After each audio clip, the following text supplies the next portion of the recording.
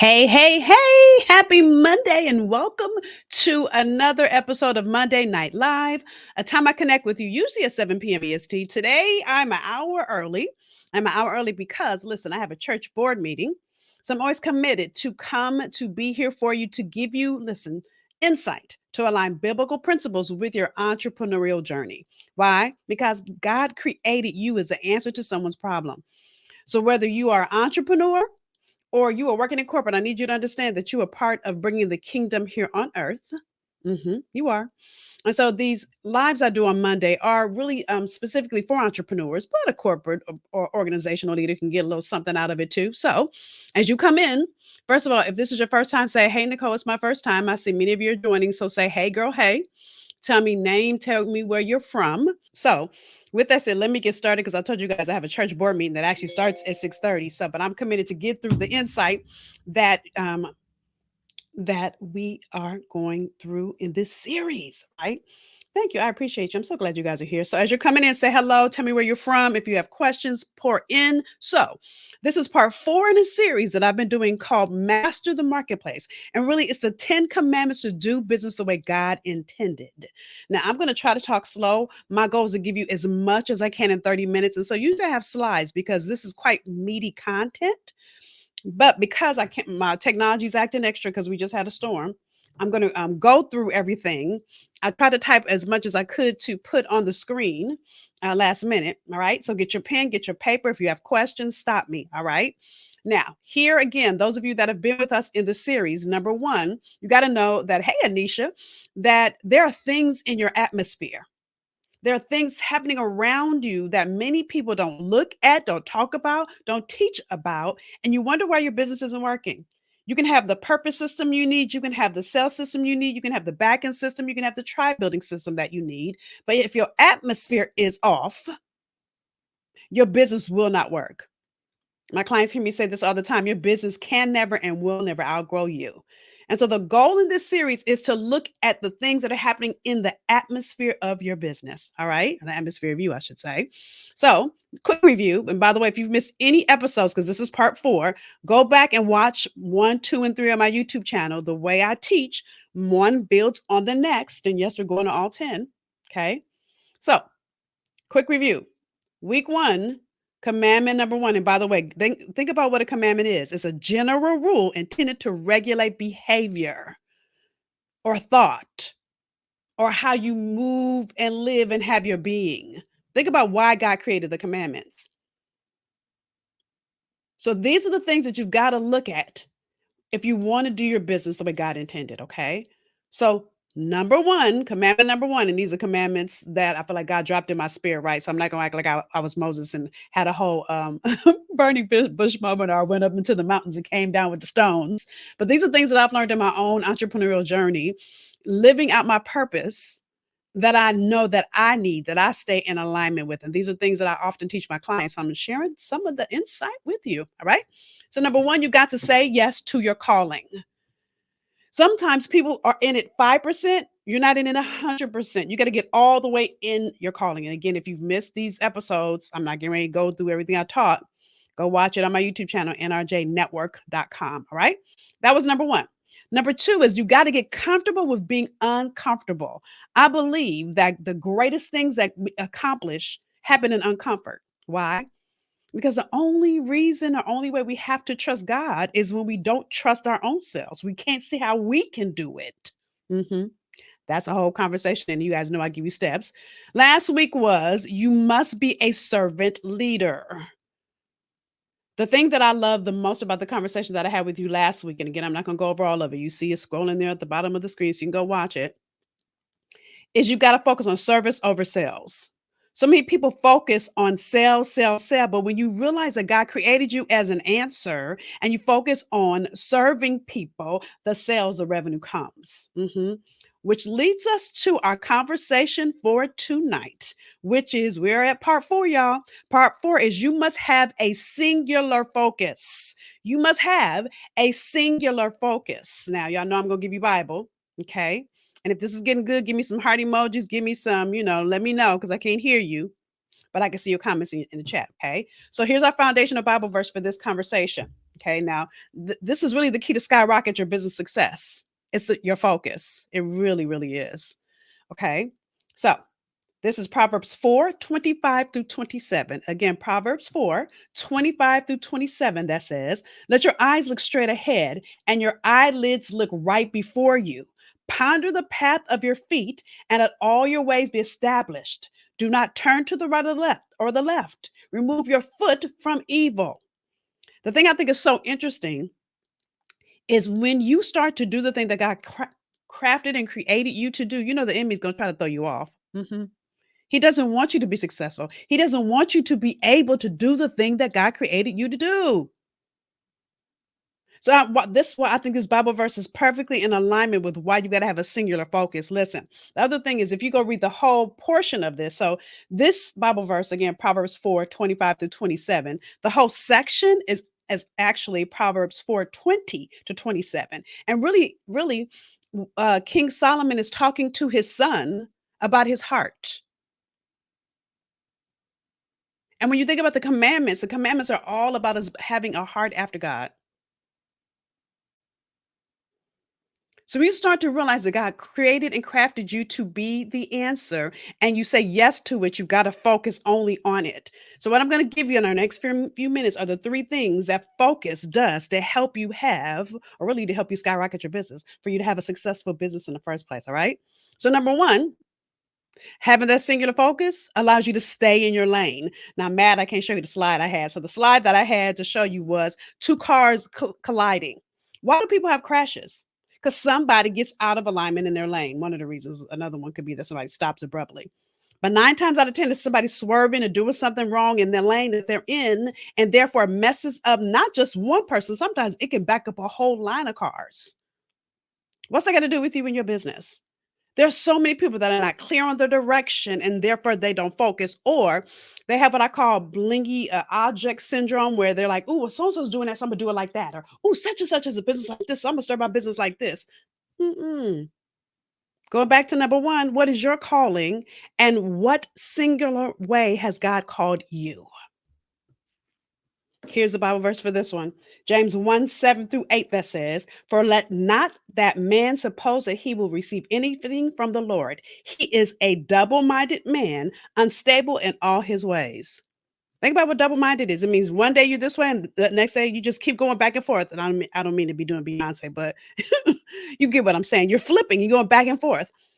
You I think I said this maybe in step number 2 with being comfortable with being uncomfortable. It's that double dutch that many of us play. You're being double-minded. When you get focused and you start to move only at that one thing God's crafted you to do, you let nothing stop you. This is why when somebody says to me, "Well, I have 3 or 4 different business ideas." Listen, if you want your business to be successful, you need to give 100% to that one thing. I'm not saying you can't do anything else besides that. Listen, Steve Jobs has a quote here that I think is perfect. He said this, and I quote, I'm reading his quote: "People think focus means saying yes to the thing you got to focus on, but that's not what it means at all. It means saying no to the 100 other good ideas that there are. You have to pick carefully. Actually, it's part of the things that we haven't done as the things I have done." So focus is about saying no. No is a complete sentence. You've got to know what's in alignment, what you've crafted and created to do, and what will throw you off your lane. Here's some great examples. Did you guys realize that Walmart actually started as a solution in small towns that didn't have department stores? They were the one place that you can go in a small town to get all your needs met because there's no Macy's, no back. You guys remember the Broadway? My old age of myself. Anyway, there was no Macy's, no Bloomingdale's, no Neiman Marcus. So Walmart became that answer. It was over time that Walmart grew outside of that, but they got successful in that one lane, y'all. Another example is Bentley. You will never see a Bentley try to advertise like a General Motor car. Two totally different audiences, singular focus. Even funny, my husband and I were talking about the fact that my husband has a Cadillac, right? He has a Cadillac SUV. And he was saying when he was younger, his father's like, "Oh, you need to get a Cadillac," when he was growing up, and how older African Americans, always had the Cadillac. Uh huh. Cadillac obviously, now mind you, I was little, so I don't know this, but I'm sure this is the case. Cadillac obviously was marketing to that group. It had a singular focus. Another example, got to bring in somebody Bible, David. Now we all know David and Goliath. The thing that's interesting about the David and Goliath story is when David finally said, "Yes, I will fight Goliath." What most people don't realize is that Saul then said, "Okay, here, I'm going to give you my armor. I'm going to give you my armor so you can go fight him." Now Saul's the king, right? So David, who's like 12, Saul is like this big man, puts on the armor and it's too big. He realizes this ain't me. He then says, "You know what? I'm not doing that. I'm not using your army armor.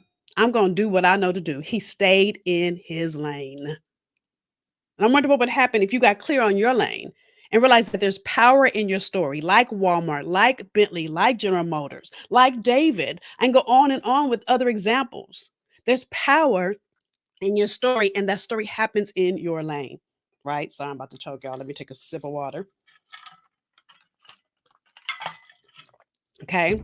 So stop shifting, stop being double minded, get clear and stay in that one. Okay. So that's number one. Again, number one is you must, stay in your lane. You must stay in your lane. Okay.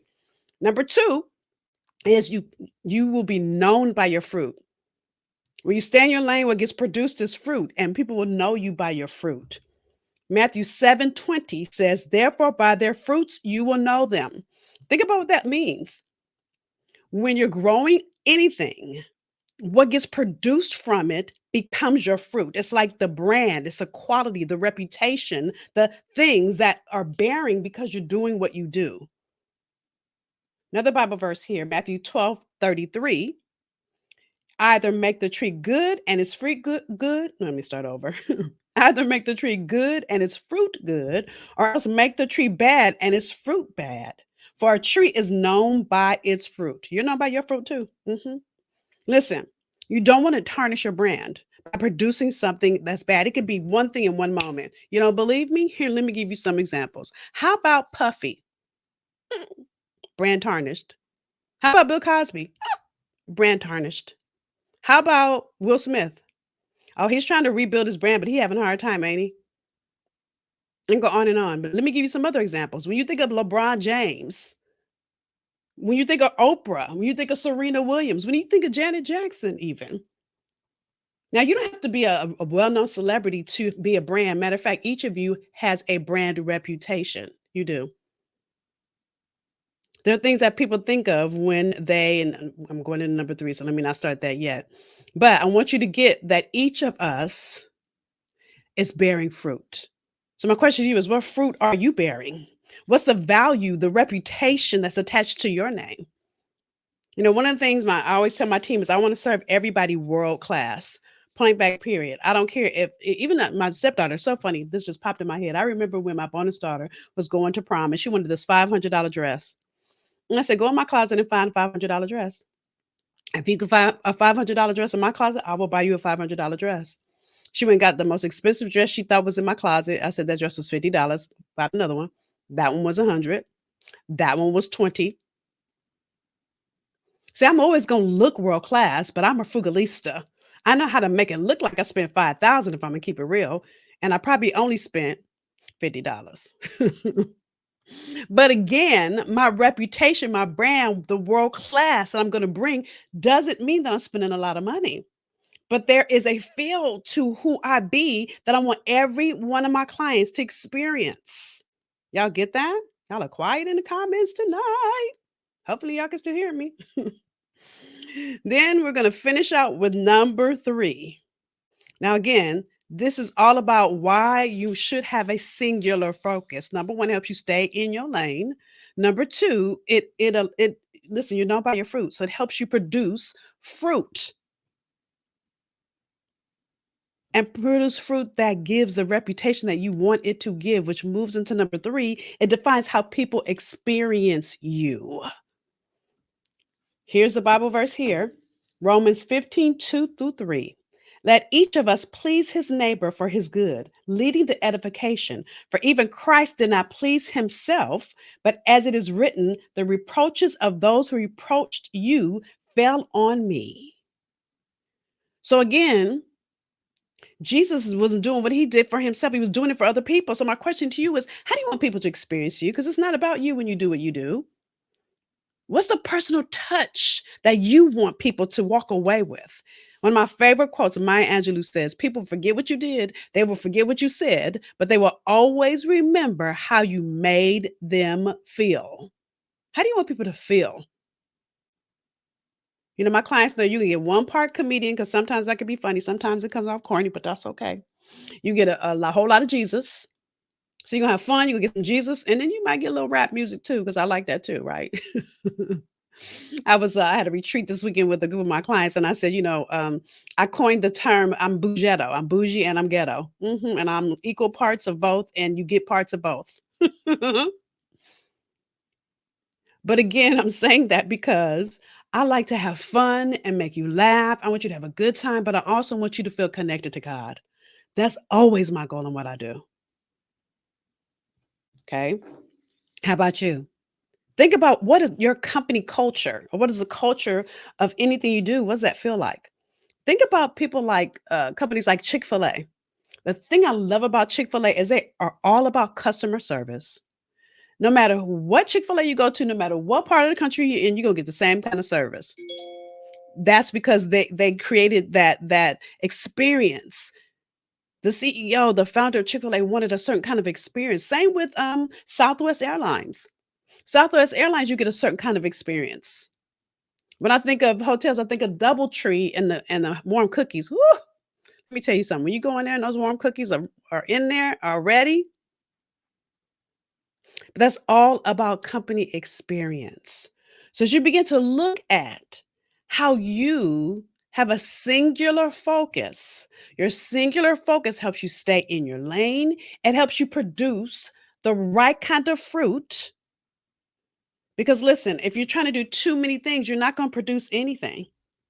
So then you have no fruit. Listen, if I had an apple and an orange and I watered the apple, watered the apple, watered the apple, watered the apple, but I never watered the orange, I'm not going to produce any oranges. But if I try to water both, then maybe they neither one will grow. We have a tree in our backyard. It's a beautiful tree and it produces like these like burgundy leaves. And I've lived in this house since 2021. Now, this summer is hot as heck. And all of a sudden, my tree is dead. So my husband looked it up and it said that tree cannot be in direct sunlight. So it's not producing because it's not in the right arena. Come on, somebody. So when you start to get clear on the lane that God created you to dwell in, and you start to focus only on that and stop trying to be everything to everybody, because then you're nothing to no one. Then there is no power in your story. There is no fruit that's being produced. And there definitely is no reputation to be had. Definitely not. So you've got to understand and know who God crafted and created you to do and do only that. Do and be only that. And stop shifting with the wind. Stop doing what everybody else is telling you should do. I can go on and on and on and on. Right? Right. Anisha says, that's good. Make sure you're in the right arena. Because you can't be in two different places not successfully at the same time. Can you do more than one thing? Yes, if it's in alignment, if it's in the same lane, yes. And this is why I see so many entrepreneurs fail because they're trying to do too many things at once. When you have one brand sound, one brand conversation, then it's great. It works, it flows. If it doesn't, then guess what? You're crashing like those two cars I just said that are not in its own lane. Who wants to live a life that feels like you're disconnected, like you're crashing and burning, like you're doing too much? When God didn't create you to do too much. He didn't create you to sit and overwhelm. He didn't create you to be everything to everybody. Each of us has a part to play with bringing the kingdom here on earth. My question to you is, do you know your part? And will you not stop being double-minded? And will you fully focus on being all that God crafted and created you to do? So I want to thank you for hanging in there with my technical difficulties at the beginning. It's crazy, I know. But listen, technology or not, I'm always gonna be here, right?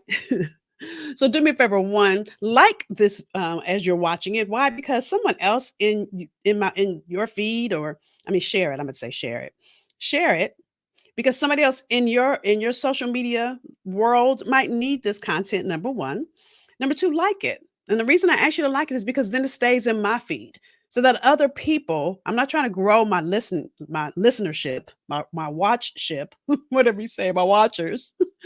But what I am trying to do is be obedient to my calling. So if you would just be so kind as to like it, and then tell me value you got out of this, whether you're watching it now live or you come back and watch the replay. So with that, that's number 4, y'all. We got 6 more to go. So I'll be back next Monday with number 5. Have a good rest of your day. I'll see y'all soon. Bye, y'all.